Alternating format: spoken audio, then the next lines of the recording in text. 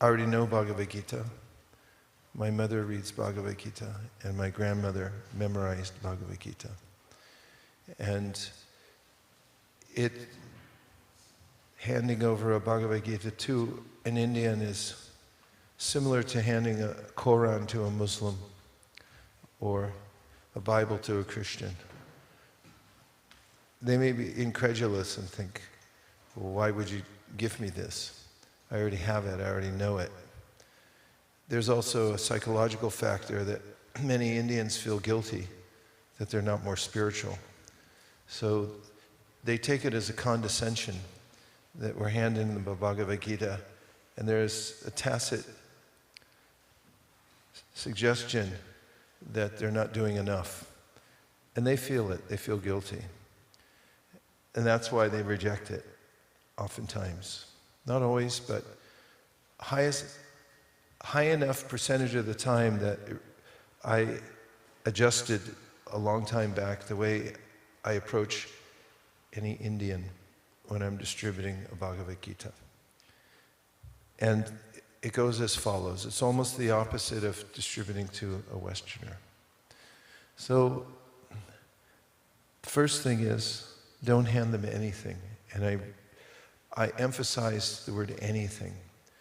As soon as you give a card, the transaction's finished. If you hand them a Bhagavad Gita, it'll likely, as I just described, agitate their mind. So, as soon as you give them something, it gives them the right to get back to you later. If you hand them a card first, you hand them prasadam, finished. Don't hand them anything. What's the first thing? Now, a disclaimer about my presentations. You can take them or you can leave them. It's just a suggestion. Everyone has their own genius, how to do things. Of course, I don't have any genius at all, but I'm just following in the footsteps of others. You can innovate from this, you can do as you wish, but I'll just say that when we do come across particular practices that work, they just work. And how they came into being, sometimes a mystery. They're a combination of things that we've learned from different people and by trial and error experience. And as a result, there's a system that works. As an example, just giving an example about in India, by trial and error, we figured out an infallible method of distributing books in India. Nobody doesn't take. And it requires not speaking. And during many yatras, we've had the experience of selling books to Indians in the Dham, where we have Chinese devotees, Japanese devotees, European devotees, American devotees, those who don't speak the local language, whether it be Aryan or Hindi or Bengali. And they use our method, which I'll talk about later. It's not the main point right now. The main point is, one day we were at Raman Reti in Vrindavan, and everyone was doing great distributing books there. One devotee, I asked, how's it going? When I was walking past, and he said, oh, it's really hard. And I said, what's really hard? Everybody's doing great. He said, well, they just won't take. And I said, well, what are you doing? And he told me that he was speaking to them in Hindi. And he said, because I know Hindi. And I said, well, that's your mistake. You think you know better than the system, so you're concocting something. And that's why you're not selling books. And then he adjusted and started not speaking and using the system, which has to do with language cards, and he started doing well. So there's something to be said for this, just taking on a process that's working and using it. So I'll reiterate, don't hand them anything. And when we're in a group, a lot of times devotees try to help out. I'm distributing a book somewhere and all of these hands are coming out trying to hand the same person. Sometimes if kids are there, they're enthusiastic to hand over prasadam, cards, this, that, other books. Don't do that, especially with Indians. Next is make friends and ask where they're from. So again, I'm not handing them anything, we're just making friends at this point, ask which part of India they're from, and then appreciating the flora, fauna, acharyas, everything about what their area is, showing some appreciation from their homeland. And this is the preface to everything I say when I talk to an Indian. Maybe we can practice this mantra because it works in not just in a conversation with Indians, but also with anybody. But let's practice this mantra. You know better than me. Actually, it should be you know better than I, but anyway, sorry. As you know better than I, you can say as a preface, and what I talk to them about is what we're doing without handing them the book. First I say, this is not for you. This book is not for you. Say that. And you know better, as you know better than I, this book is not for you. And if you can't say that enough times, this book is not for you. So when I'm talking to them, I say, as you know better than me, there are many problems in the world, and they can only be solved from by spiritual solutions. As you know better than I, the world has many problems. And the Bhagavad Gita has the great solutions. It's the jewel of India. Say, you already know Bhagavad Gita. Your mother reads Bhagavad Gita. Your grandmother memorized Bhagavad Gita. Let's try those three things. You already know Bhagavad Gita. Your mother reads Bhagavad Gita. Your grandmother memorized Bhagavad Gita. So I say those three things because they're what they were about to say to me. And as soon as I say them, it preempts their retort, which is, I already know Bhagavad Gita, my mother reads Bhagavad Gita, and my grandmother memorized Bhagavad Gita. And you're inoculating yourself from any objection by saying, as you know better than I, as you know better than I, as you know better than I, because that's what they're thinking. They're saying, I know better than this person. I grew up with this. Why are you telling me anything? And so I say the world's problems can only be solved from the spiritual platform. And then I tell them that you already know this. And I keep saying it, you already know this. You already know this. But many other people don't in the world. And therefore, we are printing the Bhagavad Gita in Japanese, in Mandarin, in German, in French, for all the people, unlike you, who don't know Bhagavad Gita around the world. It's the jewel of India. It's the greatest contribution India has to the world. And we're also starting schools to teach Bhagavad Gita to young people. Now at this point, if I have any youngsters nearby, any age, whether they're 5 or whether they're 14, I call them over and I say, yeah, he's part of our school. Chant a verse from the Bhagavad Gita. And they, yada yada hi dharmasya anirbhavati bharata.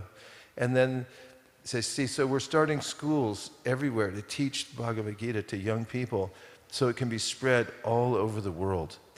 And so today, after I mention all those things, today what we're doing, I say, today we're doing a fundraiser and we're collecting money. Very straightforward. I haven't handed them anything.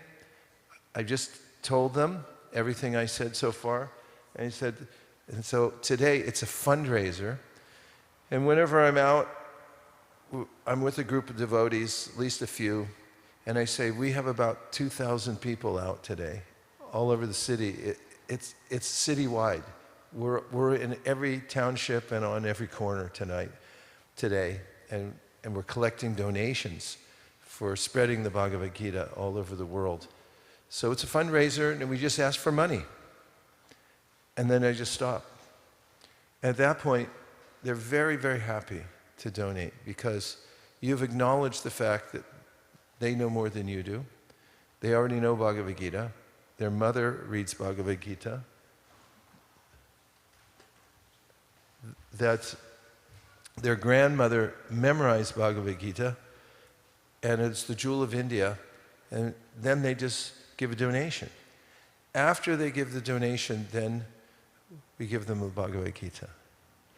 And as many other books as you wish, because they'll give a very large donation. They'll give $50 or $100 or $200 at that point, tap their card or whatever.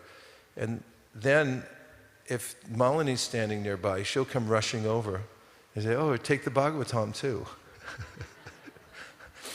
We met a guy the other day when we were going door to door, and he was in a big hurry, so I just went through it really quickly, and he took a donation. Before he closed the door, Malini had a set of Bhagavatams in the house, took his phone number and said, yeah, we'll get back to you later. And as he was closing the door, she said, it's $250, we'll just send you the bill.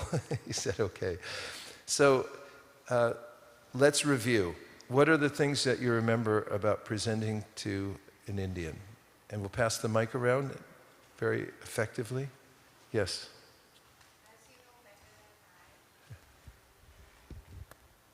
As you know better than I. Yes. And we also have to acknowledge that their mother read Bhagavad Gita and their grandmother memorized Bhagavad Gita. Yeah, any other points? And then just be straightforward. Any do-nots? Do not hand them anything. Not, what about a card with your website on it? Not anything. That's immediate finish, it's over. As soon as you give them the website, I'll be in touch, bye. Yes, so no, don't hand them a book, don't hand them a card, and what's the other mantra? This is not for you. This is not for you. I first came in contact with that when, at Kartik, we used to take Govardhan Hill, but the last Akadashi of Kartik, we'd come over to Vrindavan and stay in front of Prabhupada's Samadhi for the day, and we tried to distribute 1,008 Bhagavad Gitas in front of the Samadhi. And our main mantra then was, as we're handing the book, we'd say, this is not for you. This is not for you. And there's a cognitive dissonance when that happens. And we say, it's not for you because this is for you to give to somebody else. That's when it came into being that it's not for you. It calms everybody down because that's the main emotion we saw arising.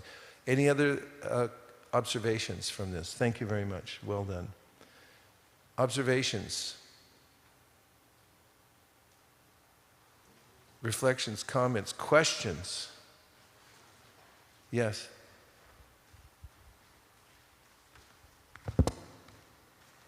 This is an obstacle course. Let's see how fast he can make it. Whoa, he's good. Hare Krishna. Does this only work I'm just thinking in terms of stores or on the street, will they come up to you, or when you approach them, do you just shake their hand? I approach like this. I do this a lot to Americans or anybody else. It's commonly known nowadays. A lot of people, celebrities come on stage and they'll go like this when people are clapping. And if I do this and people do it in return, I know that they're usually a 5.1. And with Indians, it's their stock and trade. So I do that. And if they do that in return, then it's the same approach. I'll say where I'm from, and I'll talk about this in a minute, and then I'll ask them where they're from. And that's the beginning of the conversation, because Yasyatma buddhi kanapetru dhatuke sudi kalatradishu bhoma ijidi yatirta buddhi salilena karichij janishu abhigeshu saeva gokara. There's a way in which Krishna, to the sages at Kurukshetra, mentions that it's the tendency of most people to worship their homeland. So it's a sure bet to ask people. And with India, it's a pleasure because practically every place is a holy place in India. So if you ask them where they're from and then just truly appreciate their acharya in that area or the landmarks there, spiritual landmarks, it's a really good start. Is that what you were asking? Any other questions?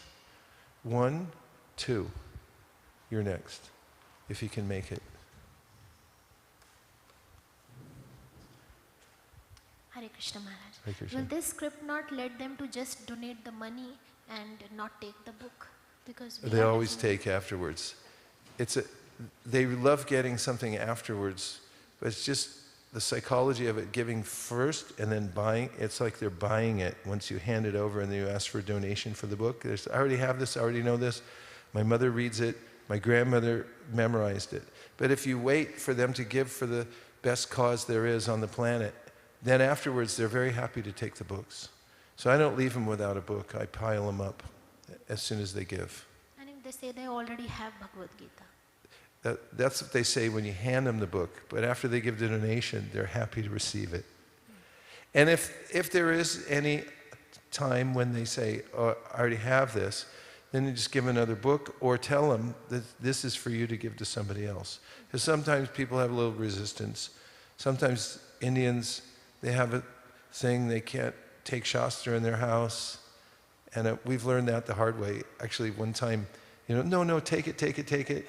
And they sent it back in the mail because they really had a stricture in their household that they couldn't keep scripture in the house because they eat whatever they eat. And they say, we can't keep it here. So people, they may have their various quirks, so you just have to work around them. Okay, right in the back, yes. Hare Krishna, Prabhuji. Hare Krishna. The question is in the temple atmosphere, when there is a lot of congregations of Indians, how do we work on this aspect? Well, generally it's from a book table, and that's a little different relationship and environment when you're in the temple. But you can use the same principles always, which is showing respect to the person. And you'll see in the presentation to anyone, Americans who are from non-Indian origin, it's a humble approach, respecting them that they know more than you. That's one of the basic principles of presentation that we get from our Shastra, from our Acharyas, that you be very humble. As Prabhupada said, fall down on their leg and tell them how great they are. And so I'll get into that in just a minute about how to present, but that works everywhere. And in a temple environment, you can also just appreciate that they already know Bhagavad Gita, but then you can also say, this Bhagavad Gita is as it is, it's very special. You can explain it like that also. But likely if they're already in the temple and they've come up to the book table, then it's a slightly different conversation than you intervening with their life on the street or door to door. Okay? I better move on. Yes, Mahabhagavad Prabhu, what a pleasure to see you. Hare Krishna. They don't want to give, and they say, I'll give later online. Or they say, I've already given. Well, that's why I don't give him anything. Because they'll say, do you have a website? And I go, yeah. And then, do you have a contact information? I say, yeah, we do. And then I go back to so everyone gives a donation. Now, when they say, I'll give later, and this goes for anybody, they say, I'll give later. I say, that's great. Thank you very much. I really appreciate that. I just want to tell you a quick story.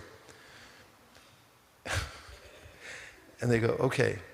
And I said, there was a bee, and he flew into a lotus garden. And he landed upon the most fragrant and beautiful of all the lotus flowers in the pond. And he snuggled in. And as evening was approaching, a sage came through the forest. And he saw the bee getting comfortable on the lotus, and he said, my dear bee, the lotus will close, you'll be trapped inside. Please come out now. Do it now. It's urgent. And the bee, being comfortable, said, I'll do it tomorrow. When the sun comes up, the lotus flower will open, I'll come out.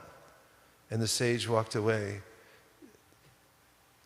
warning of danger as he left. And that night, sure enough, the lotus closed. The bee was very comfortable inside, sleeping. And then a maddened elephant came into the garden, scooping up all the lotuses. And he ate that bee. And that was his demise. He said, so when something's auspicious, Shibasha Shugram, that you should do it right away. So I would say 50% of the time when I tell that story, even if it's to Americans, they'll say, I'll do it later. I go, fantastic, great. I thank you so much. I just want to tell you a quick story. Then, you go to the trouble, try to give as many details as possible in the story, then they go, oh, okay, I'll give now. It gives a new life to that. And also with Indians, another thing I say is when they say, I'll come to the temple and give, I say, that's really beautiful, and thank you very much. I say, one thing to consider, today is extremely important and special day because the temple has come to you, and this is Krishna's arrangement. I didn't know where you lived. You didn't know I was coming. This must be Krishna's arrangement that they came here. So instead of you going to the temple came to you, and it's a great opportunity if you'd like to just give even 1 penny. So those are a couple of ways around that. And also, if they insist, I'd like to give later, maybe they will. I just let them go. And again, I don't try to grind everything to the end, but I do give a couple of more opportunities. And then if they're resistant in any way, or they sincerely say, I want to do it later, then I just, fine, thank you. Main principle is leave them with a good impression. Not overly pressuring them, but giving them a couple of opportunities that, okay, I could do it now.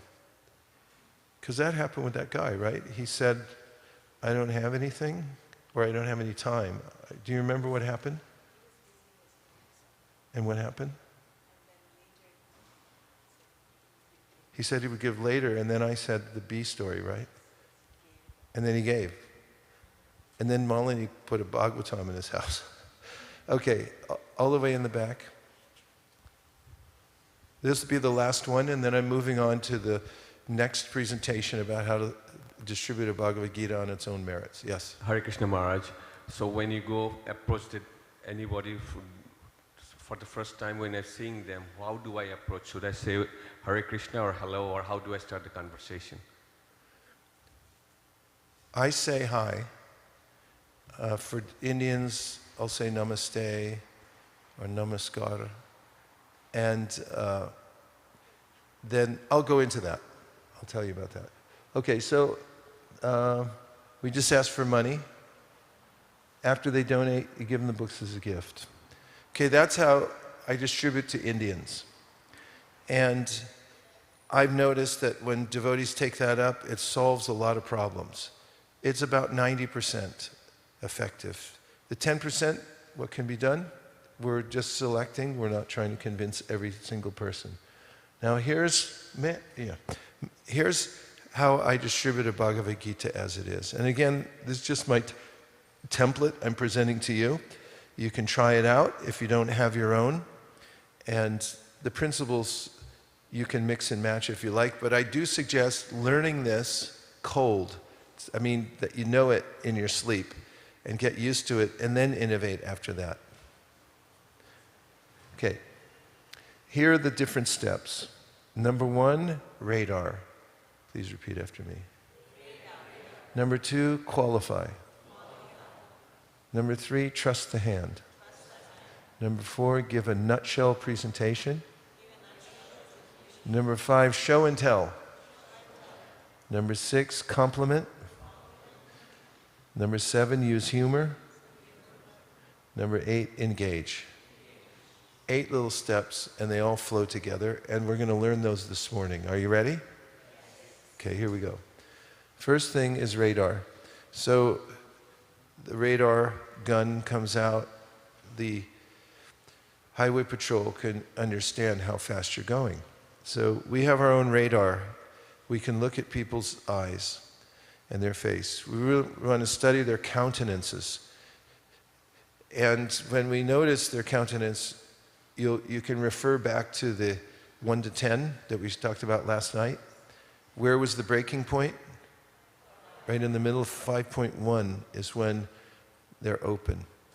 And before that, you can tell from their face that they're below 5.1. And then it's okay to let them go. You don't have to chase them. So now for the radar, we use the hand. If you hold your hand up like this and point it at somebody, say hi. And you'll notice that, we're parts and parcel of Krishna, we're conscious beings, and when we notice somebody, when we look at them, when we say hi, when our voice comes out, it's like radar. It hits them, and then you'll get the feedback, just like with a radar gun. As soon as he shoots the car, it comes back, and on the meter, it's going to go like that. So these are our little radars here. And when we say hi, that's the beam that goes out and hits them. And then you watch, and you'll see what the reading is. If you had on little glasses, like Terminator glasses, they have a little thing in there that tells exactly what's going on. And you could see, like, hi, and then it goes, okay, 4.9. Or hi, okay, 5.3. So that's what you want to look for. That's radar. So use your radar. And next is hand power, which I was just expressing. You put your hand up, say hi, like this. It's demonstrative. Hi, hi, hi, hi, hi. And then the next one is qualify. Because when we're holding books, and by the way, I recommend not holding the books in your hand. It telegraphs from down the street, across the street, that you're after them. If you're going around like this, or like this, if I'm holding the book at all, I put it like this. So, like, look, hands free, can't hurt you. Or I put it in my bag, or I leave it on the table, or I have somebody else hold my books, and I'm just freely standing there. So the next thing is to let them know why you're going to hand them the book. And that means they have to be qualified. And my mood is like, you have to be qualified to look at this. This is the way I'm thinking. And if somebody's at all resistant, like if I start to hand over a book and their hands go back, I pull it back really fast. Like, you're not getting this. Like, no, you're not qualified. If they're a little hesitant, then I go like, nope, can't have it. It's a psychological effect that they're like, well, wait a minute, what is it? I want that. So the qualification is simple. You ask not a yes or no question. If you ask people a yes or no question when you just meet them, they're going to say no. And so the question I ask them, which is not a yes or no question, I first announce where I'm from. I'll say, Saskatoon, where are you from? And then they may say, Milton. Milton, fantastic. I know a lot of people in Milton. So, Saskatoon, where are you from? Palo Alto. I have a friend who went to school at Stanford. That's a qualification. We have some rapport now.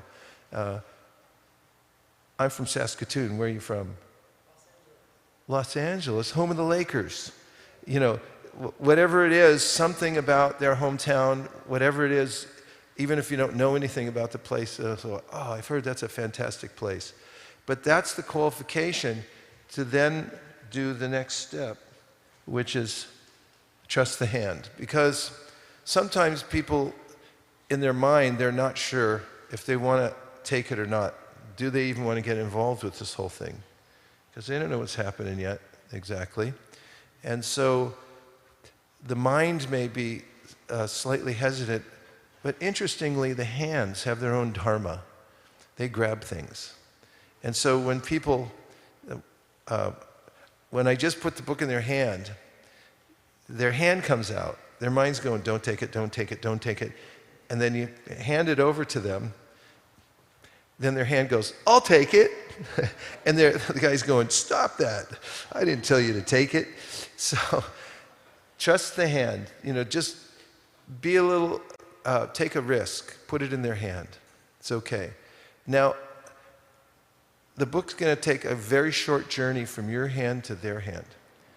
And that's the time in which you use a mantra to tell them a little bit about what the book is, just so they understand before their hand grabs it what's in the book.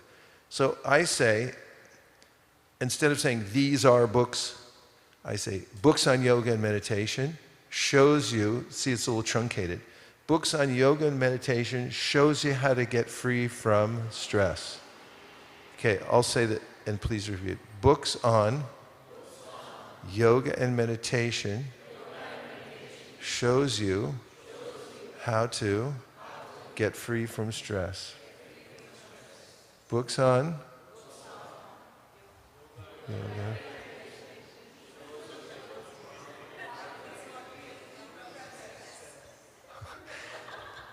And so the book's making an arc from my hand to their hand. So, hi, Saskatoon, where are you from?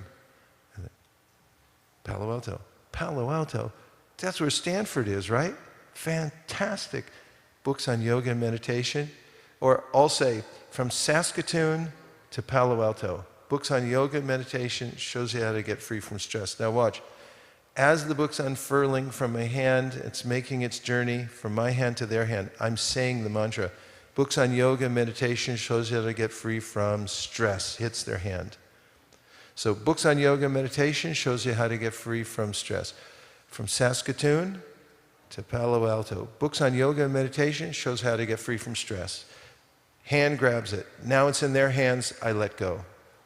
So now, this comes into the next very important principle, and it's in another presentation we do called Communications 101, but you just take the easy version right now, and that is whoever's asking the questions is leading the conversation. And when you ask a question, you hold everything in place.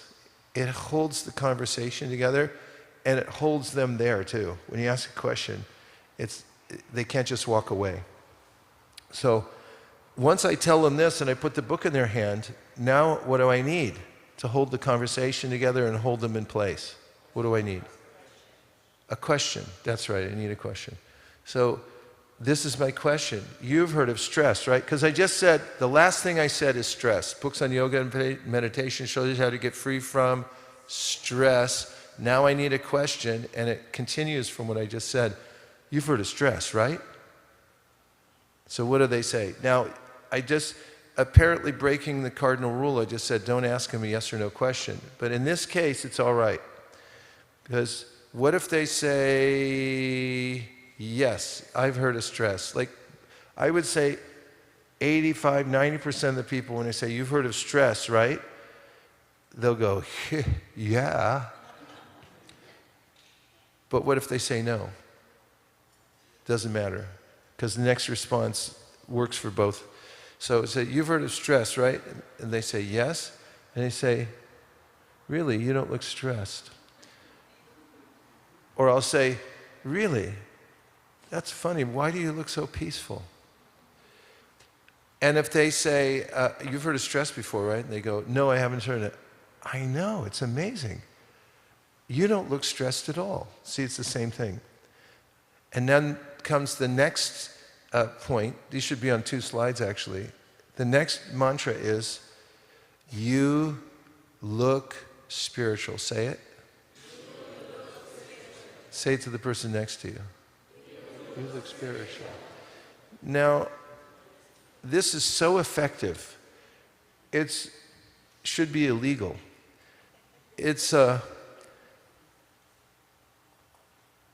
phenomena that if somebody walks up to you in your household, your family, or on the street, in your office, and they say, you look tired, you probably excuse yourself, go to the restroom and look in the mirror and go, you look tired. And then he's like, yeah, God, I do look tired, and I feel tired.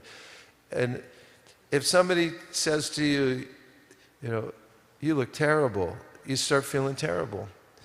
But if somebody says to you, you look spiritual, it's uncanny. They achieve instant self-realization. Because they suddenly remember, actually, I'm not part of the material world. I'm a spiritual soul. I'm supposed to be in the spiritual world. What am I doing here? They look around and they realize that I'm in a material body. I'm actually a spirit soul. So when you say you look spiritual, it brings the Tatastha Jiva back to his awareness that he's a spiritual being. And this changes the whole conversation. So, a couple of a recall. So first thing is radar. And then here's your little radar gun and you say hi. And then you say, Saskatoon, where are you from? Palo Alto. Palo Alto, that's one of the nicest places on the planet. Here, from Saskatoon to Palo Alto, and I trust the hand, I hand it over to them. And then the mantra comes along with the books. The books on yoga and meditation shows you how to get free from stress. Now I need a question to hold things in place. You've heard of stress before, right? And yes or no, it's okay either way. It's like, really? You don't look stressed. Or, yeah, I could tell. You don't look stressed. And then the big question. What is it, the big question that changes their life? You look spiritual, and now I need another question, right? Say yes. Here it is. Get ready. This will change your life forever. What's your secret?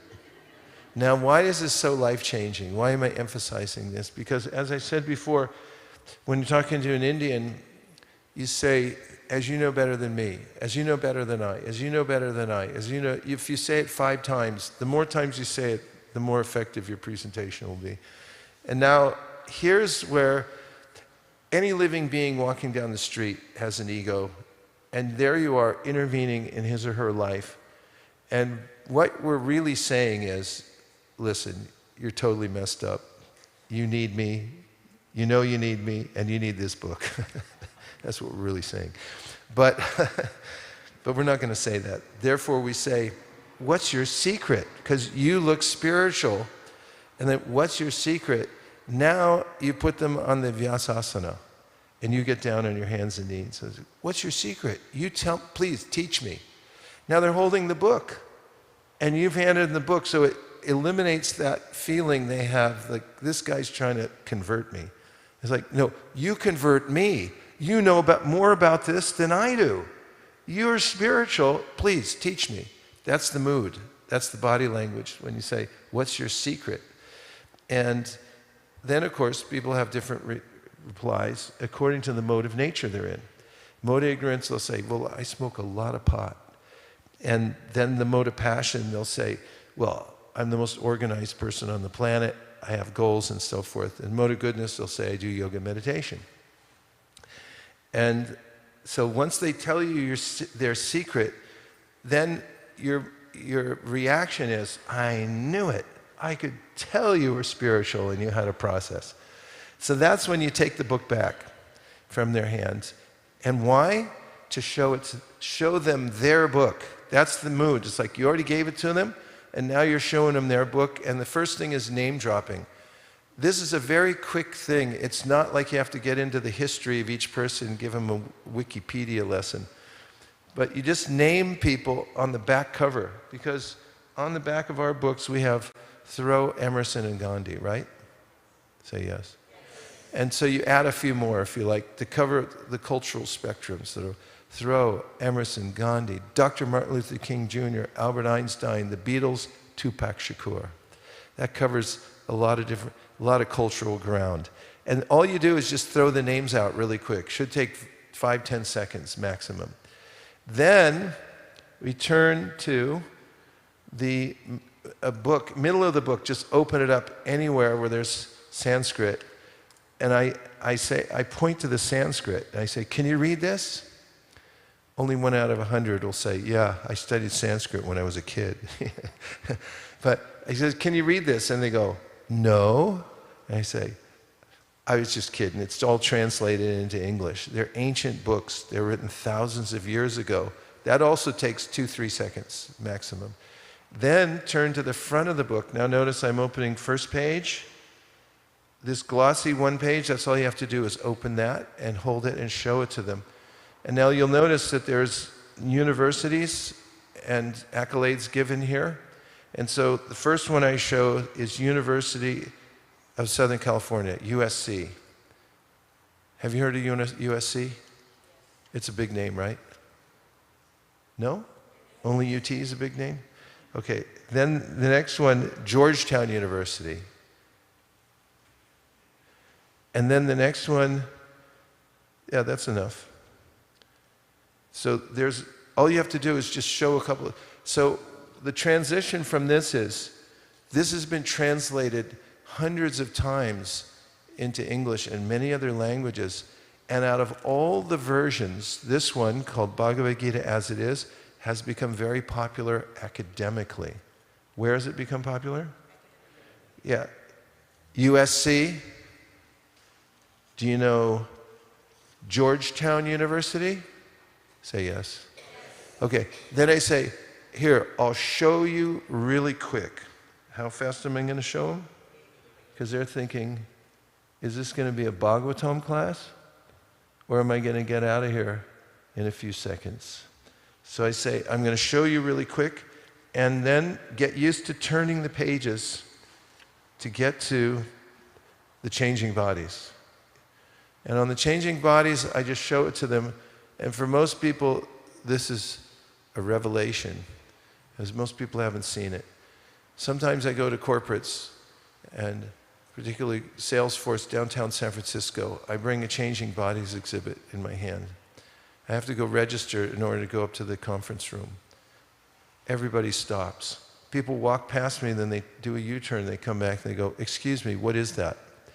And I say, what do you think it is? And they go, oh my God. I get on the elevator, there's 5 people in the elevator, they're all talking, blah, blah, blah, blah. And next thing they look over and they go like, excuse me, what is that? And I say, what do you guys think it is? And they go, oh my God. For us, we've seen it a million times and we just say, yeah, it's changing bodies exhibit. But for new people, when you show them this, it expands their mind. So show it to them. Hold it like this, show and tell. Say, look at this. See? Life's a quick journey, we're just passing through. And then I usually engage them and I say, where are you in this? Where are you in this? Right here? Say, yeah. I was here a few minutes ago, I'm over here now. Then the next thing I show them is the plate, the color plate that's about Vidya Vinaya Sampanne. Is everyone familiar with this? So then I say, look at, a self-realized person treats everyone with respect because he or she sees the spirit within everyone's heart. Then I ask them another question. Isn't it time for a question? Yes. So I say, you've heard of karma, right? Have you all heard of karma? What does it mean to you? And that's what I ask them. I say, you've heard of karma, right? And they say, yes. I say, what does it mean to you? What does it mean to you? Karma.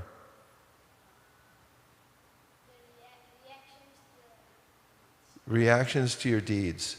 Okay, he gave the answer, reactions to his deeds.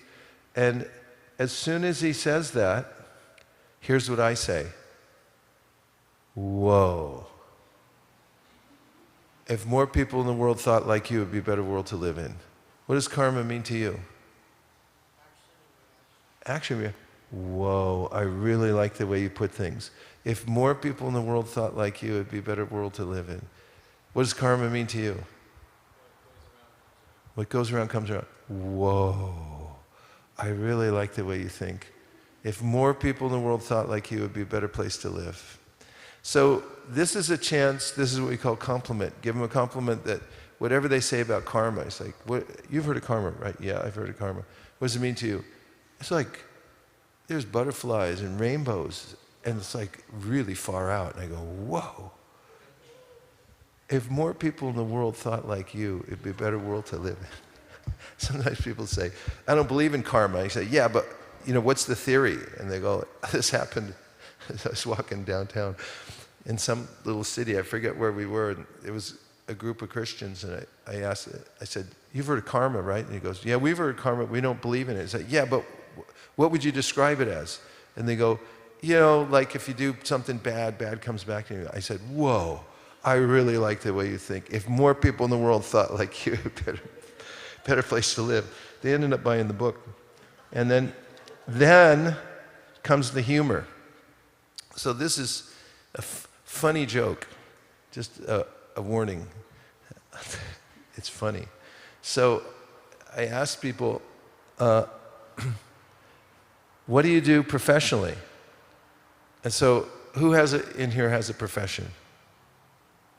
2 people, 3 people, everyone else are retired. What do you do professionally? What did she say? Actuary. I say, this guy used to be an actuary. Anybody here a teacher? Sunday school? Hey, what do you do? Sunday school teacher? Really? This guy used to be a Sunday school teacher. What do they say? Like, I'm a ballet dancer. It's like, really? This guy used to be a ballet dancer. So whatever they say, you try to get, if they say an engineer, you go, what kind of engineer? And you go, what kind of engineers are there these days? Huh? What kind of software? AI is too common. What? What? What did he say? Front end? This guy used to be into front hair. So when you say that, everyone goes, ha, ha, ha. 50% say ha, ha, ha. And the other people, they're trying to be respectful because they don't know if you're for real or not. And then they go, really? And they go, no, I'm just kidding. And they go, ah, ha, ha, ha.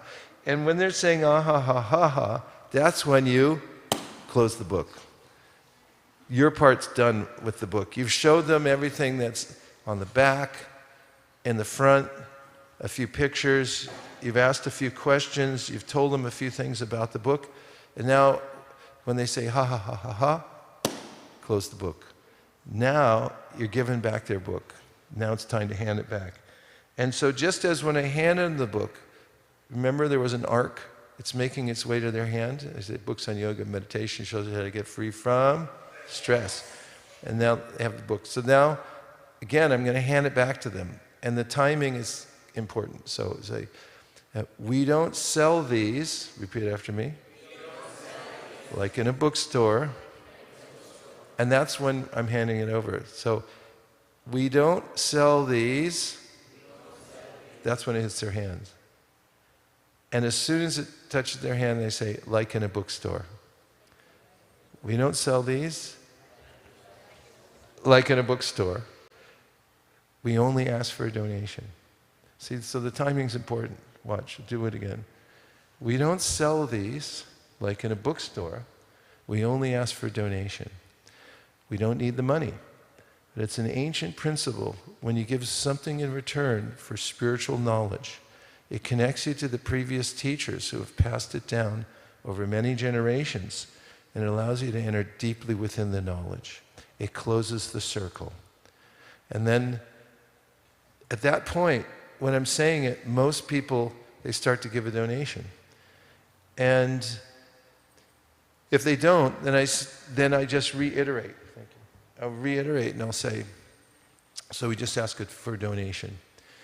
And then once they're offering a donation, they may want to know how much. And I just say, give the most that you can. It's up to you. It's from your heart. It's from your heart. And if you'd like to give an amount, there's a reason, I'll say first, that many people are hesitant to give. And that's because they don't know how much to give. So what they're thinking is, this book is very valuable. I have a book on my shelf at home, Strunk and Wagner, what is he called? Elements of Style. You know that book? And it's a hardback, very thin book. It's $25 in the US, and it's $30 in Canada. And so when people who are used to buying books or textbooks, they're holding this book, they're thinking, God, this book is worth $35 or something like that. So they're thinking, I don't want to give $35. And so it can be helpful at that point to tell them that with printing and shipping, everything, it costs around $10. And anything you give over that is a donation. And sometimes when people are about to give a donation and they'll say, how much should I give? I said,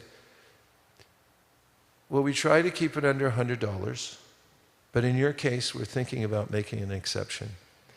It's lighthearted, but you're saying numbers, and it just helps give a little definition to the conversation. So then the next part is to be ready to accept donations. And this is one of the most important aspects of book distribution, especially nowadays. If you're expecting people that are going to give cash, you're sorely misguided, because most people either don't have cash or they don't even know what it is anymore. Generation X, is it? Gen Z. Gen Z doesn't know what cash is. They're like, what is that stuff? That's for old people. And even they don't carry that much cash around. So you have to be ready with Venmo, Cash App, whatever you have here in Canada. What do you have? Square. So Square, and be ready within half a second to accept their donation. If you have to fumble, if you have to wait, where's the thing, where's the guy, then they could lose their opportunity. So that's the important part. Make sure you're lined up, ready to go within 2 seconds. And then the last part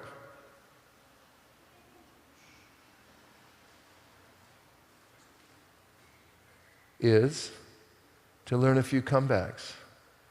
They say, I already know all about this. That's great. I could tell by looking at you. They say, I'm a Buddhist. Oh, sorry, here, take it back. I'll give you the Buddha book.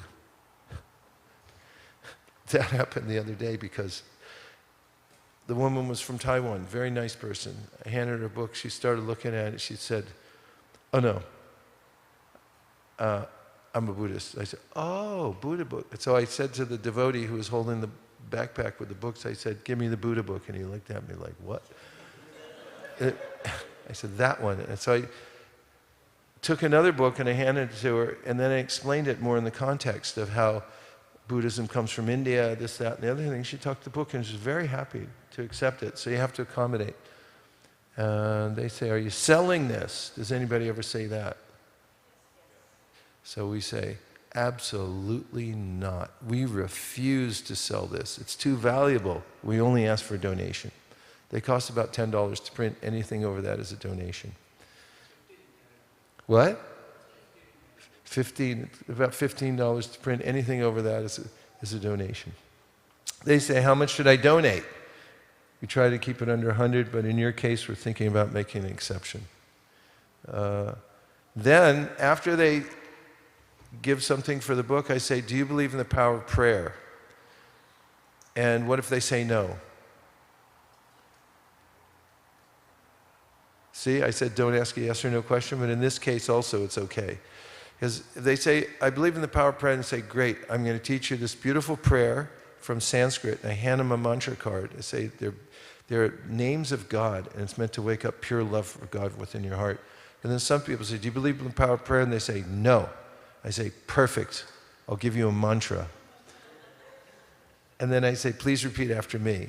And then say, Hare Krishna, Hare Krishna, Krishna Krishna, Hare Hare, Hare Rama, Hare Rama, Rama Rama, Hare Hare.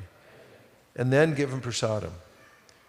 And then thank them, get their contact information if they're open for that, so that you can connect them to the next program. You should always have the next program to connect them to. And then thank them for taking their valuable time. Tell them it's been a pleasure and an honor meeting them. So leave everyone with a good impression. Any quick questions before we go to the... Oh, okay, go ahead. This is a very common ask now on the street is, do we have digital books? Do we have digital? Yes, we do. We have digital books ready to go. I'm stuck over there then. What? I get stuck over there. I don't know how to take the conversation further. Well, I just told you, we have digital books. So the conversation then starts going into, okay, where do I buy this book? Right here, we have the digital books. We have the QR code. They can scan the QR code and buy the digital books right there, right now. We have it. Okay. We've developed it so that they can buy it immediately on the street. We're selling thousands of them. Yeah, okay, thank you. Okay, so it's solved. Gap closed. Thank No more worries. You can sleep at night. Okay, who's next? Yes. I've met some unfortunate people who have heard this spiel before. That have heard the spiel? This spiel before but haven't taken a book. Yes. What do we do with them? Well, it depends on how open they are. I mean, with everybody, it's the same thing. You're looking for their openness. And if somebody's got a little piety in their heart and they're interested, even if they heard the spiel before, they'll be a little open. If they're not, they'll use it as an excuse to walk on. And everybody understands that products are sold by a spiel. So if they can't appreciate it, it maybe means they're looking for an excuse not to take it. So just as we talked about last night, we're not trying to convince everybody. We're looking for those who are already a little bit open. They're the ripe fruits that will take it. And the more easily you let them go, the more you can move on to other people in a joyful mood without feeling like you just ground somebody to a pulp and they ground you to a pulp in the process. Yes. I have a few specific questions about some of the steps. Go ahead. So the first one is about like the wave. I've always been a little confused about this because there's some people who have like a countenance that's not very welcoming, but they are genuinely interested. Just for whatever reason, they don't smile a lot or whatever. Yeah. Do you recommend that we wave at everyone, irregardless of their radar, or just? I try to, because the first step is get a conscious contact with people, and oftentimes raising your hand so they know you're trying to flag them. It gives that. But one of the other secrets that I don't have in this that is extremely important, we need to add it in. I have a picture of a handshake. Handshakes are not so good. Fist bump, on the other hand, watch. See how far Anshu came? I've had people come from across the street through traffic. They go like this and they honk, honk, beep, beep, and they get around, like, boom, I want a fist bump. So fist bump I do all the time, especially when people are moving along, hi, and I go like this. And that also qualifies people. You can see if they're 5.1 because the 5.1s will come back if you go like this as they're walking by because they're being carried by a little bit of rajas past you. If you go like that, they'll fist bump you. Then I go like this. Because then, first thing, they want to make contact. It's pretty much irresistible when somebody goes like this. It's hard for them to pass it up. And then, once they do, then I go for the handshake because that really brings them down. Then I can ask them a question. So fist bumps are fantastic. And if that's all you do is go out and fist bump people, hand them a book, you'll do fine. What's the next thing? So the next question is in relation to the changing bodies photo. I don't know what it is. I think some people, it just completely goes over their heads. They're like, what am I, like, when I ask them where they are, they're just like, I don't know. So yeah. Do you try and prompt them like, hey, like, try again, or just do your best, or like, because I understand it's not I say, right? then I'll engage with it and I'll say, I was right here a few minutes ago, I'm over here now. You could say, I was here, show the little baby, and then say, a few minutes ago, now I'm here now, we're just passing there, and just move on. If people can't get it, and that goes for the other engagements as well. When I ask people, you look spiritual, what's your secret? Some people say, I don't have a secret.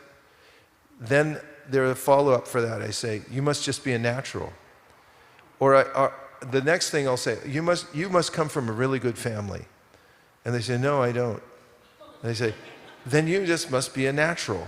So you have a couple of alternatives lined up for people who, stop at a certain point, and those are the alternatives for a couple of those. Last question? Yes. With regards to the photo of the sage with the profession, yeah. I felt that sometimes people come to me and they say they have really sensitive professions, like they take care of people with very like ostracized conditions that are like a little bit more socially judged way. I find it difficult then to make a joke about their profession. Have you ever come into a situation where you make a joke about someone's No, but profession? I understand the question in general. This is all adjustable. And so if you sense something in people, a sensitivity of somewhere in their, the way they're receiving it, then you can adjust it and skip some part if that's your intuition. Thank you, Maharaj. You're welcome. Let's get started. with what we're going to do. Okay, very last question. So we can do questions at the end. I want you to get some reps. In a moment, we're going to stand up and practice this. We also have a one-page card that tells you the steps so you can follow them. Mataji, go ahead. If everything is available on online, what's the need of a physical book? Some people ask. What's that? If everything is online available, If everything's available online, online, so what is the need of a physical book?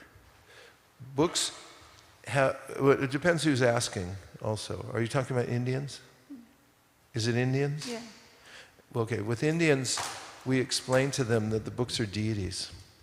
And we say that, okay, although, yes, of course, everything's available online, the Shvetashvatara Upanishad says that these books are physical deities, and keeping them in their home attracts good fortune to your house. What's more, and more importantly, we find, studies have shown, when you keep these spiritual books in your home and they have pictures, the kids gravitate towards them. They go through, they look at the pictures. So although it's online, it's more beneficial for the kids to have the books in the house, because then they get used to seeing scripture in the house instead of just going online.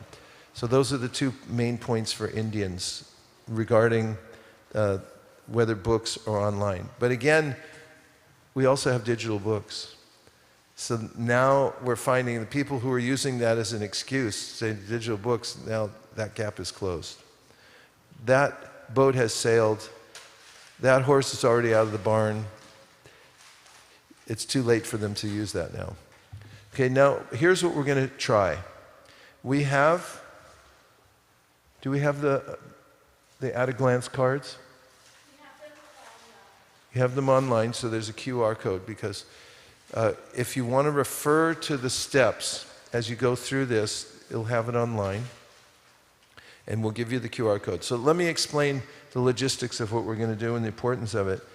You want to get a few reps in, so we're going to form on over here, this long corridor, and over there, that long corridor, two groups to line up. That should accommodate all of us. And what you want to have is a partner that you're facing. And so there'll be two long lines, and each person is facing one other person.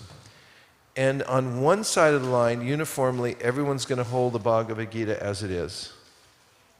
And on the other side, you're going to be empty-handed.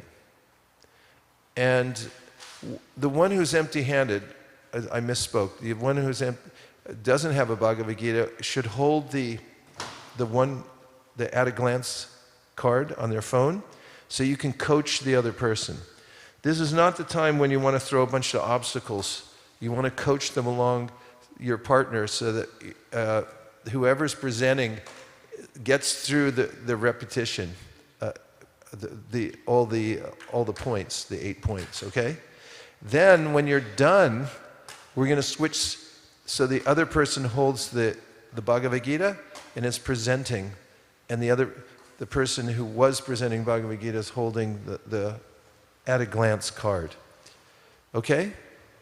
So let's go to Shamahi, why don't you do the logistics of lining everybody up?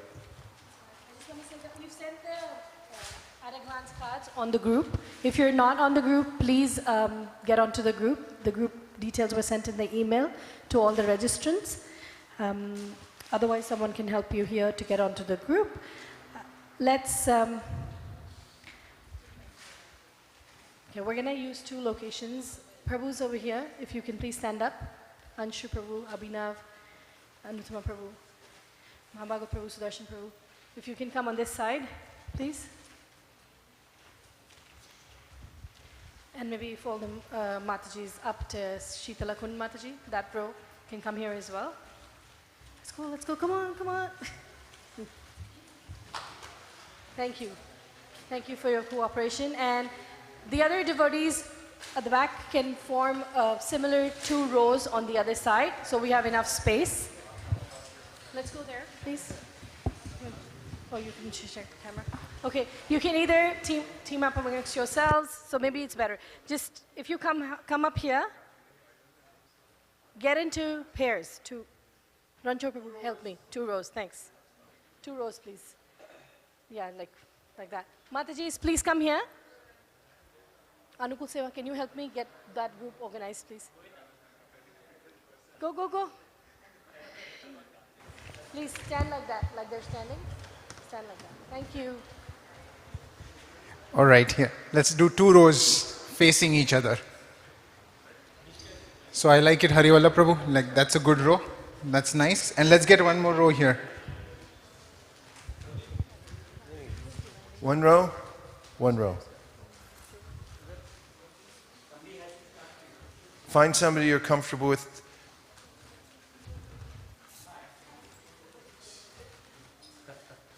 Mix and match as how you feel comfortable. But make sure you have 1 person that you're facing directly. Who are you connected with? Okay, face to face. Find 1 person that you're connected with. One-on-one. What?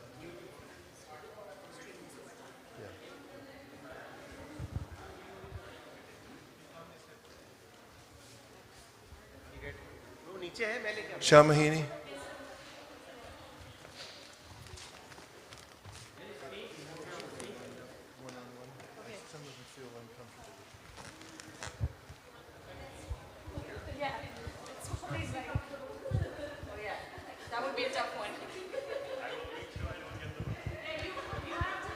Now, if you have a book in your hand, then don't also have the phone, because then you have, so the person across from you should have the one.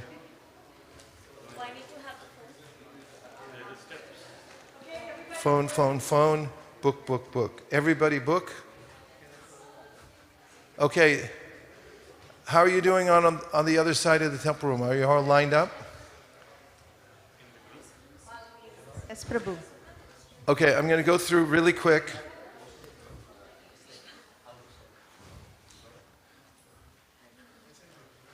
Hi. Saskatoon, where are you from? Where? Toronto. Blue Jays. From Saskatoon to Toronto. Books on yoga and meditation shows you how to get free from stress. Everyone, just wait 1 second before you start. Hold on. Just watching. I'm just giving you a walkthrough, so everyone just listen for 1 minute. Hi. Saskatoon, where are you from? I'm from Toronto. Toronto, fantastic, the home of UT. This is from Saskatoon to Toronto. Books on yoga and meditation shows how to get free from stress. You've heard of stress before, right? Really, it's funny though, don't mind me saying this, but you don't look stressed at all. What's your secret? You don't have a secret. You must be just a natural. Well, fantastic. And don't mind me saying this also, but you look spiritual. Let me show you really quick. And I'm going to redo that. Hi. Thank you. Yeah. Actually, she needs a mic too. Hi. Saskatoon, where are you from? Toronto, the home of University of Toronto. This is from Saskatoon to Toronto. Books on yoga and meditation that shows how to get free from stress. You've heard of stress before, right? Yes. Really, because you don't look very stressed. And don't mind me saying this, but you look spiritual. What's your secret? I don't really have any secret. You must come from a good family. Say, I guess so. I guess so. Oh, fantastic. Here, I'll show you really quick. Thoreau, Emerson, Gandhi, Dr. Martin Luther King Jr., Albert Einstein, the Beatles, Tupac Shakur, they all read this. Can you read this? No. I was just kidding. It's all translated into English, and it's been translated many times. Over 500 translations, and out of all of them, this has become the most popular academically. USC, you know Georgetown University? No. And here it is in a nutshell. Look at, life's like a quick journey. We start here, we end here, we're just passing through. Where are you in all this? Yeah. And I'm over here, I was here 5 minutes ago. And this shows a person who's self-realized, treats everybody with respect because he or she sees the spirits in everyone's heart. And you've heard of karma before, right? Yes. What does it mean to you? It means that whatever you do, it comes back to you later. Whoa. I really like the way you put things. If more people in the world thought like you, it'd be a better world to live in. What do you do professionally? Nothing. Really, this guy used to do nothing. We don't sell these like in a bookstore. We only ask for a donation. We don't need the money, but it's an ancient tradition. When you give something in return for spiritual knowledge, it connects you to the previous teachers who've passed it down and allows you to enter deeply within the knowledge. How much is the donation? Well, they cost about $10 to print and ship, so anything you give over 10 is a donation. How much should I donate? Well, we try to keep it under $100, but in your case, we might make an exception. Okay. Okay, and then pretend like you're giving something. Thank you very much. You're welcome. Do you believe in the Thank power you. of prayer? Yes. Oh, good. I'll teach you this prayer. I'm handing her a mantra card with the mantra on it. Say, please repeat after me. Hare Krishna. Hare Krishna. Hare Krishna. Hare Krishna. Krishna Krishna. Krishna Krishna. Hare Hare. Hare Hare. Hare Rama. Hare Rama. Hare Rama. Hare Rama. Rama Rama. Rama Rama. Hare Hare. Hare Hare. Wow, you're a natural. And now I would give her prasadam and say, would you like to check out any of our classes on Bhagavad Gita meditation? Sure. Okay, then I get the information. And thank you very much for taking your valuable time. It's been an honor meeting you. Thank you. Give her a hand. A little more. Thank you. Okay, so everyone go through the reps. Try to help the person through if they forget. And just try to get all the way through. Take about 7 minutes to make your presentation from one side, and then we'll switch to the other. Is this yours? On your mark, get set, go. Start.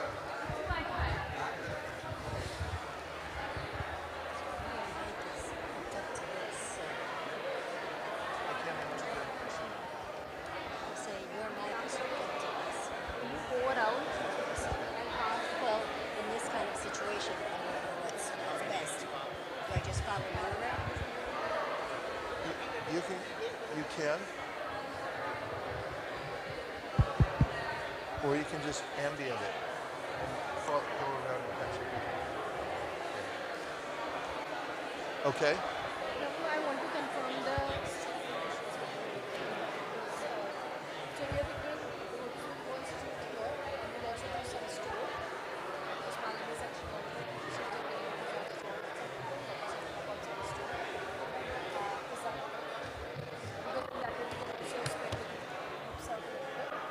so the first streets are given here. We were thinking about Kensington Market, Old City Hall, I know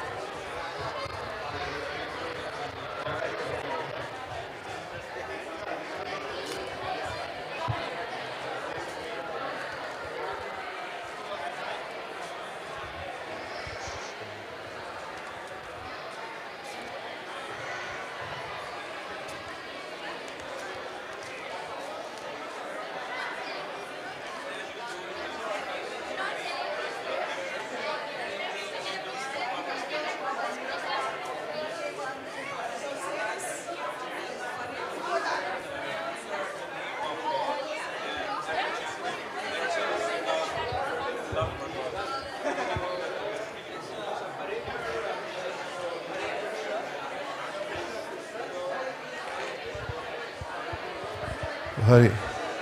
One more minute.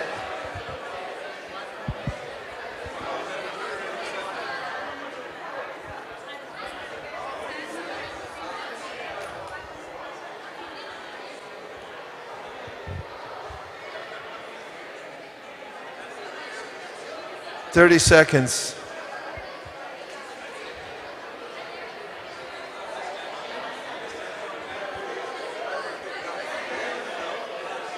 10 seconds.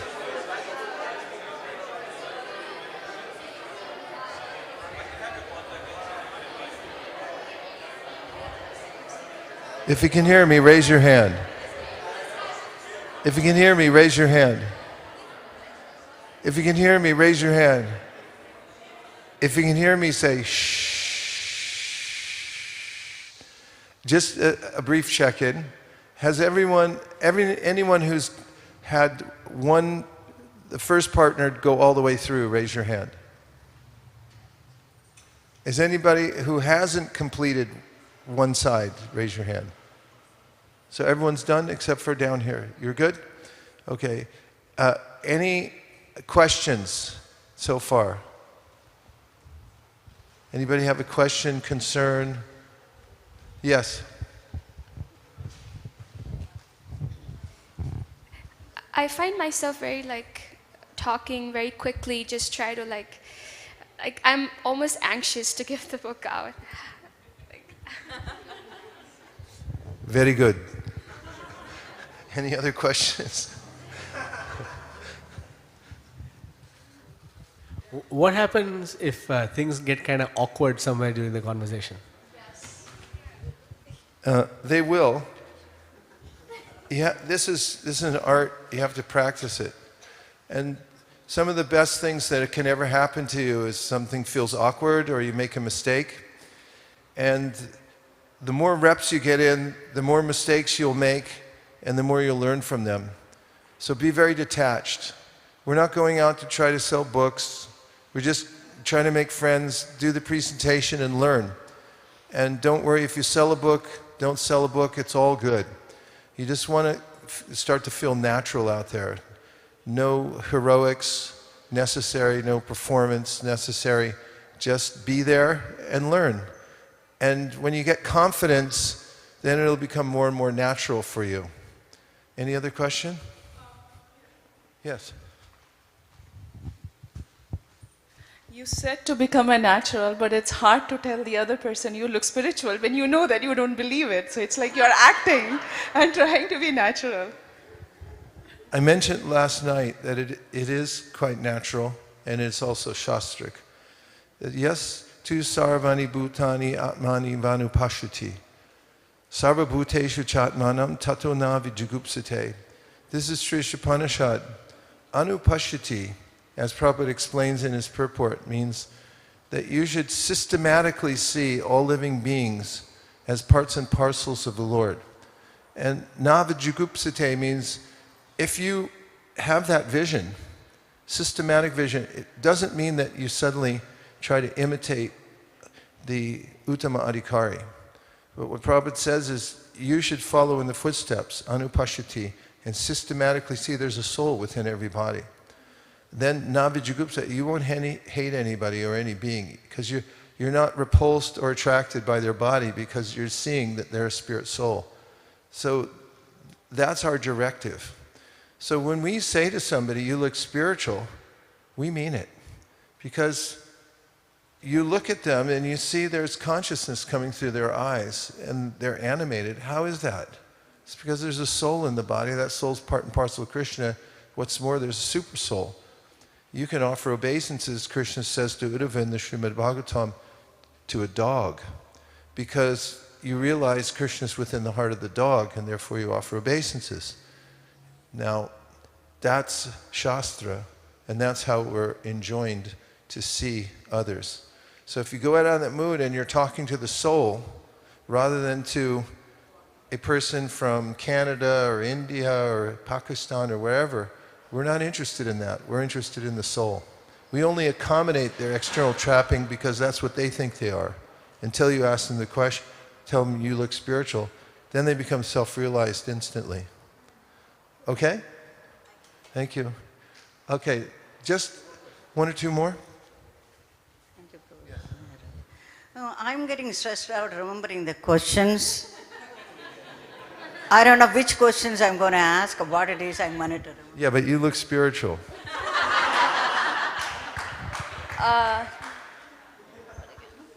Is it more important to focus on sticking to the script or just trying to incorporate it? I really don't know the difference between those two things. Just practice it, because it's just like when you learn an instrument. They teach you some scales or learn this thing, and when your fingers start to get good at it, then you put the pieces together. So I recommend learn this script, get it tight, verbatim, then you can improvise afterwards. Same with music or anything else. Just learn it. Okay, let's go to the other side. So switch, whoever was presenting last time, now be a receiver and help the other person through. It will take another 7 minutes. When Mark gets set, go. Hi. Saskatoon, where are you from?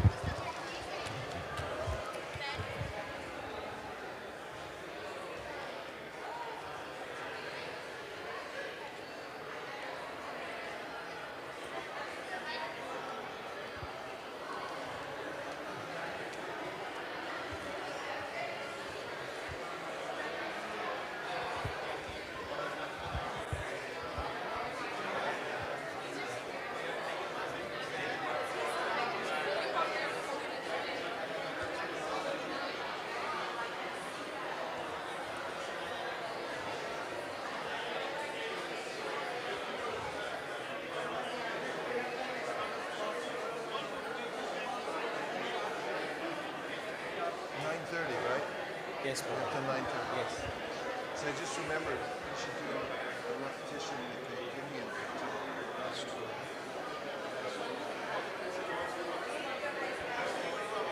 But I think the biggest hurdle all of you think to learn is not to just even though they do the practice, but it will just naturally come.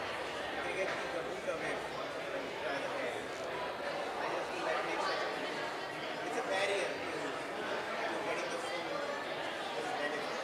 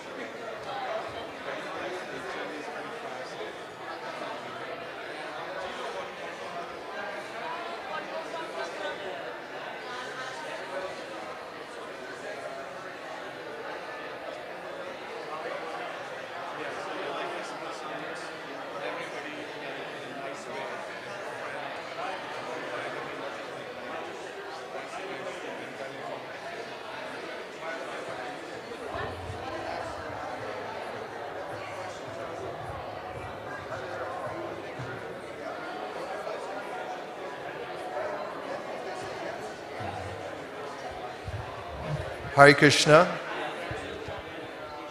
If you still are finishing your second presentation, raise your hand. If you're not done, raise your hand. If you can hear me, raise your hand. If you can hear me, say shh. If you haven't gone through the second presentation, raise your hand if you're not done yet. You're not done? Okay, one. You're still in the second round. Second person you haven't finished. How far along are you? Okay. So now what I want you to do is the Indian version. What's the main thing? Don't hand them anything. If I catch your hand in anything, you're in big trouble. Okay, so the Indian version. Are you ready? You already know Bhagavad Gita. Your mother read Bhagavad Gita. Your grandmother memorized Bhagavad Gita. This book is not for you. You already know Bhagavad Gita. Your mother read Bhagavad Gita. Your grandmother memorized Bhagavad Gita. What we're doing is spreading the jewel of India all over the world. This is not for you. You already know Bhagavad Gita.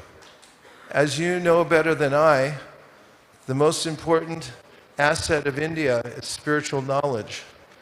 We're making it available to people in Japan, in China, in Germany, in France. And we're also starting schools for young people to learn the Bhagavad Gita. Here, I'll show you one of them. She knows Bhagavad Gita. Chant a verse. Urdhamulam adashakam ashwatham prahuravyayam chandamsi rasya parnani yastavedam sirashi. See, we're starting schools with kids like this all over the world so they can be the future of the world. So today, we're doing a fundraiser. We're collecting money to print Bhagavad Gitas for other people. Since you already know Bhagavad Gita, this is for others. And we're starting schools, so this will solve the problems of the world. So it's a fundraiser, and we're just asking for money. Got it? Should you hand them something? No, Vaisesika Das. Okay, so on three, get ready and do your Indian presentation. 1, 2, 3. Would you do a demo, Mark? Here. I'm the Namaskar.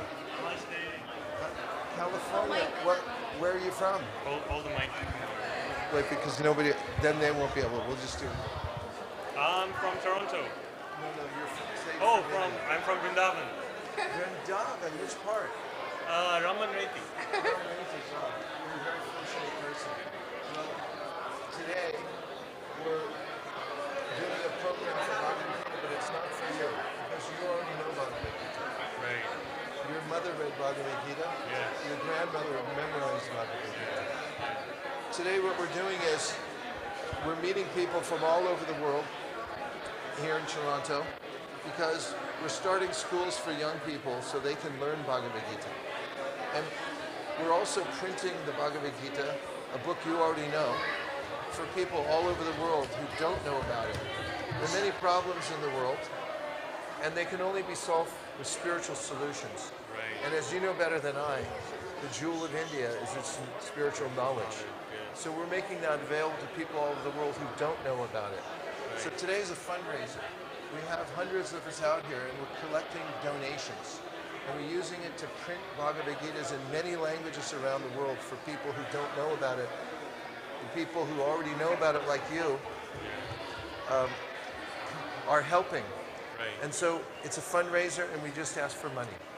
Okay. How much should I give? It's only from your heart. You give the most you can. Okay, I'll give. Some people give their whole lives. You just give the most you can. I'll give $100. There's no minimum, but more importantly, there's no maximum.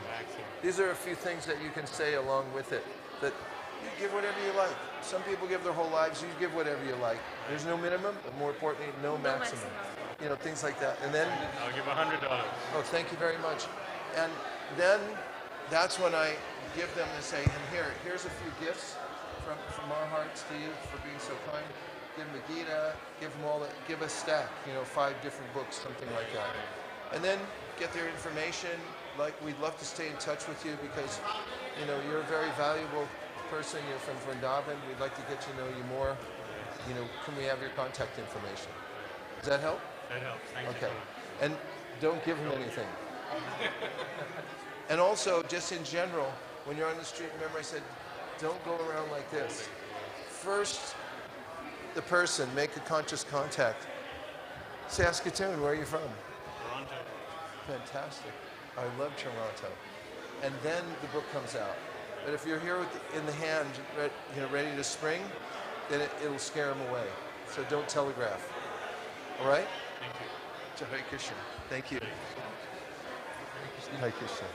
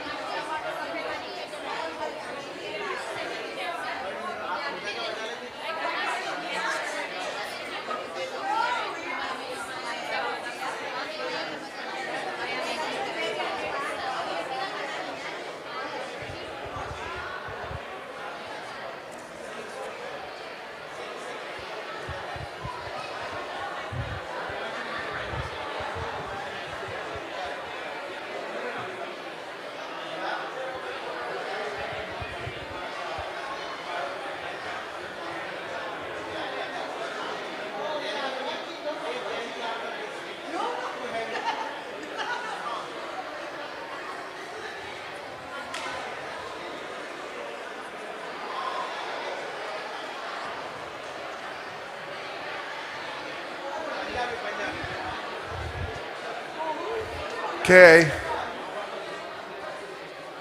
Try to do both sides. We're going to end in 2 minutes. Finish up in 2 minutes.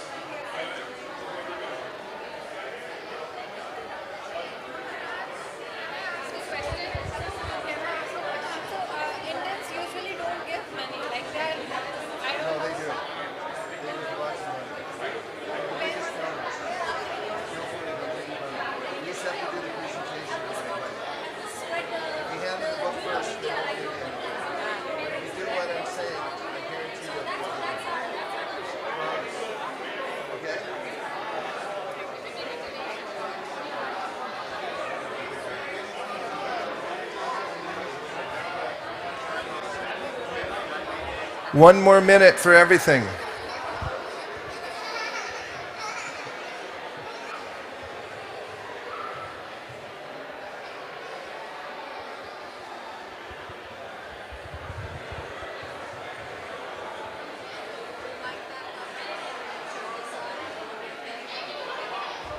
Thirty seconds.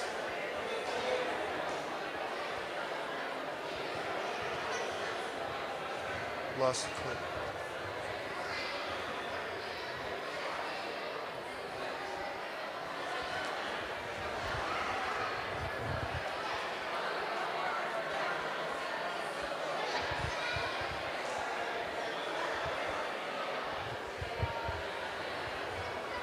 Ten seconds. Yeah. 5, 4, 3, 2, 1. If you can hear me, raise your hand. If you can hear me, raise your hand. If you can hear me, say shh. Dear devotees, would you mind reassembling? We have a few more minutes and I'd just like to wrap up.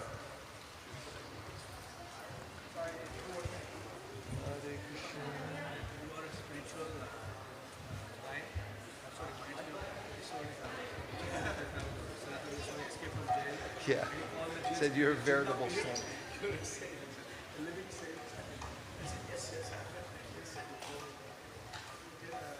Raghunath Das Goswami did that too. No time.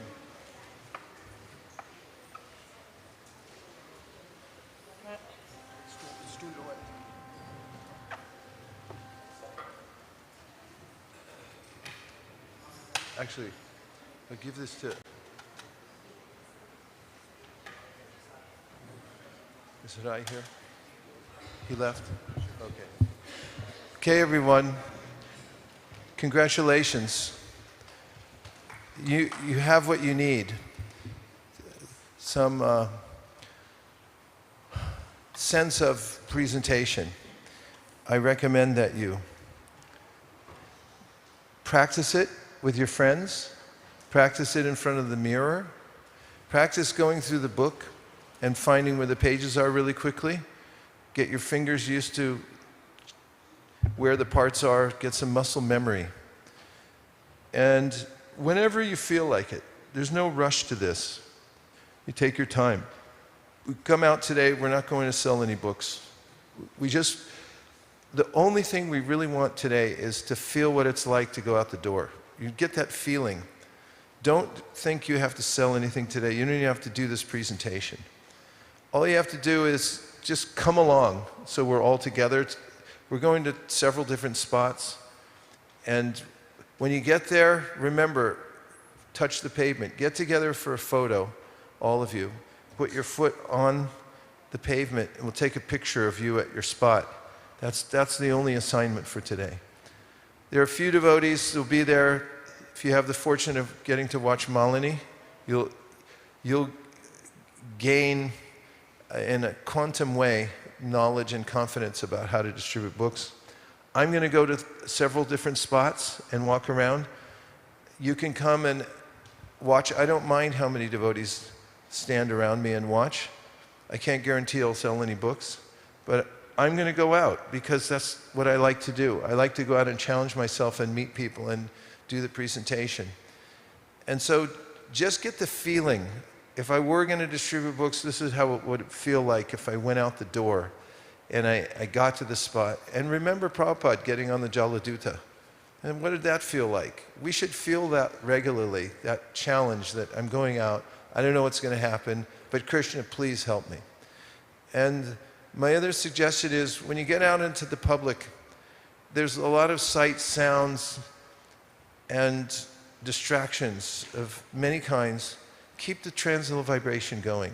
Just Hare Krishna, Krishna Krishna, Hare Hare, Hare Rama, Rama Rama, Hare Hare. You don't have to talk amongst yourselves unless you have some service, business, but just be concentrated. It's yoga. Be out there in the public, but in the bubble of the transcendental holy name. And then remember the ripe fruit principle, that we're just looking for the ripe fruits. And if somebody's not receptive, this is the nature of a lot of the questions. What if a person's like this? What if they're like that? Let them go.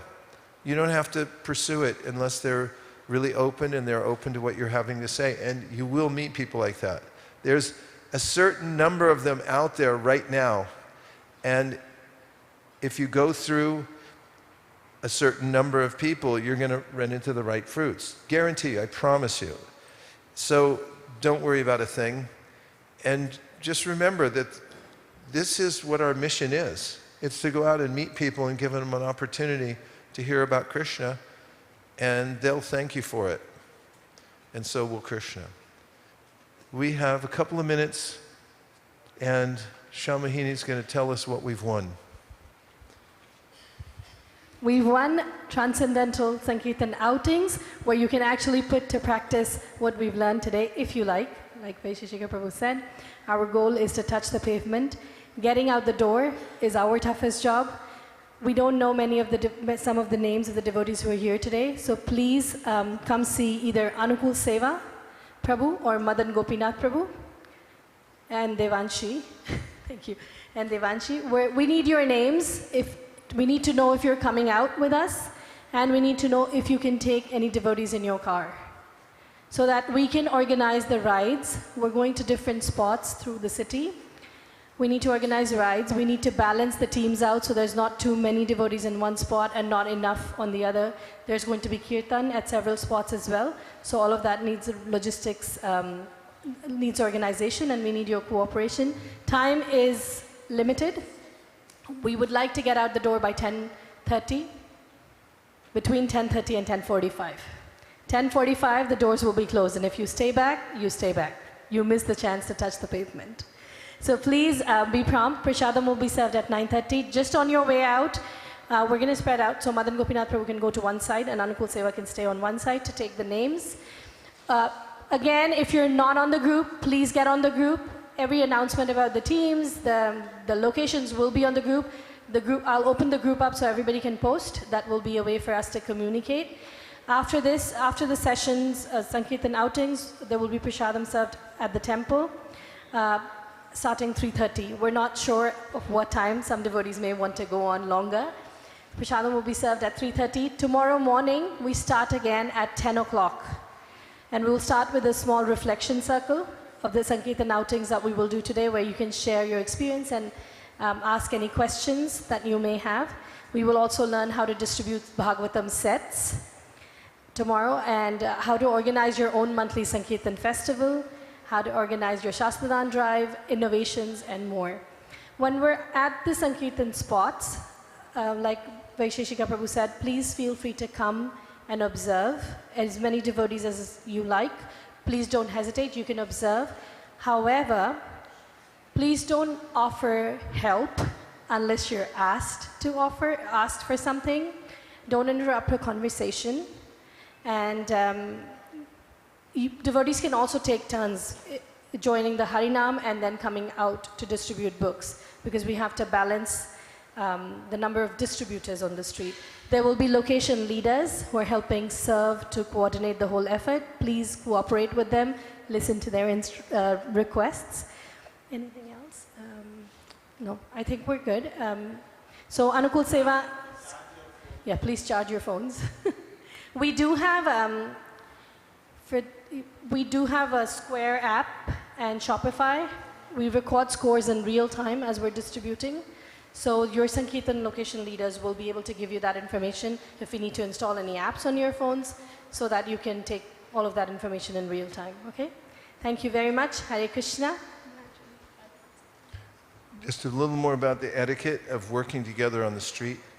Be mindful that we're going out with quite a few devotees to each spot. So be observant of the environment.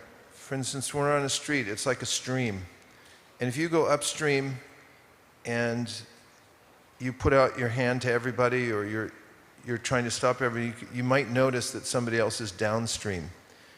And you may be the only one upstream who's inoculating everyone from stopping coming downstream. So just be observant of the environment, that there are other devotees out there, and try not to fish upstream or coordinate with the devotees who are there. And just to reiterate, when you're watching Malini, for instance, you don't need to offer somebody a card in the middle of when she's talking, or give free advice to the person while she's talking to them. She has a rhythm that she's following. And the same goes for me. I do it in a certain way. I take certain intervals or pauses when I'm talking to people to let them to respond. And sometimes devotees think, like, oh, I need to fill the spot. And sometimes kids will come up and they're excited to be out there too, and they'll start handing the person prasadam while I'm talking to them. So everyone should just be careful that let it unfold. You don't need to do anything special to make it work. It'll just unfold as it does. And do we have prasadam that we're giving out also?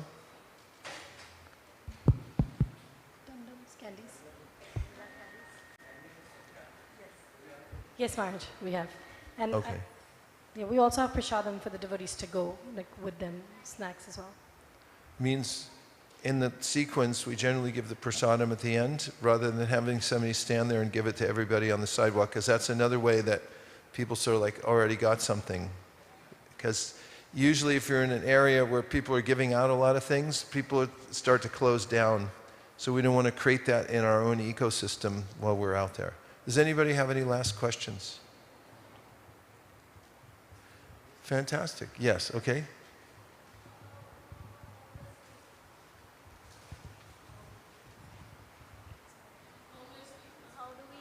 Deal Homeless with people? Homeless people. Yeah, try to bring them all back for the program. Homeless people are people too. You know, give them prasadam. Sometimes people will take books. They can be nice. If you'd like to specialize, you can do that. It's really up to your heart. If you see somebody open, then fine. But they're like everybody else. Homeless people, sometimes they're great sages in disguise. Akaranath Prabhu sold a full set of Bhagavatams to a homeless person in Santa Cruz, and he read the whole thing. He kept it in his public locker, and every day he'd sit in the park and read a canto. So it's possible. And then some homeless people, they have a little thing they're doing where they like to look homeless so they can collect donations. And if you go over and try to be helpful, they might be cranky just like anybody else. So just because somebody's unhomed, unhoused, they say in America, then it doesn't mean they're categorically in a certain frame of mind. You have to test them just like anybody else. Okay? Dear Srila Prabhupada, dear Shri Chaitanya Mahaprabhu, Shri Shri Panchatattva, Shri Shri Gauranitai, Shri Shri Radhakir Chor Gopinath, Shri Shri Jagannath, Baladev Subhadra. If you so desire, please instill our hearts with the courage to walk out the door today and do as Prabhupada did when he got on the Jaladuta. Let us feel what he felt, to go to a new place without knowing what the outcome will be, so we can depend on Krishna. Please empower us to be kind to all living beings, to be cooperative, helpful, and please let us remember you at every moment. Thank you for considering our request.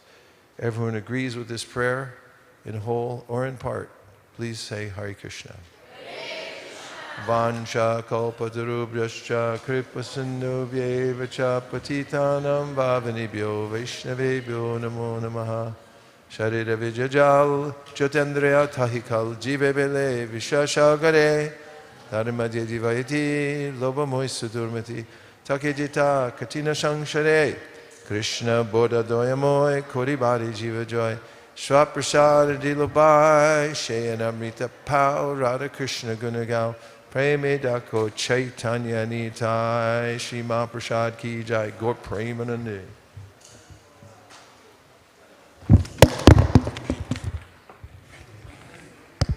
Okay, dear devotees, please, Anukul Seva standing on one door, Madan Gopinath Prabhu on the other. Let's move quickly. Troop movement is our biggest challenge, biggest opportunity for efficiency. Let's go. Please take prasadam downstairs. Give your names on the way.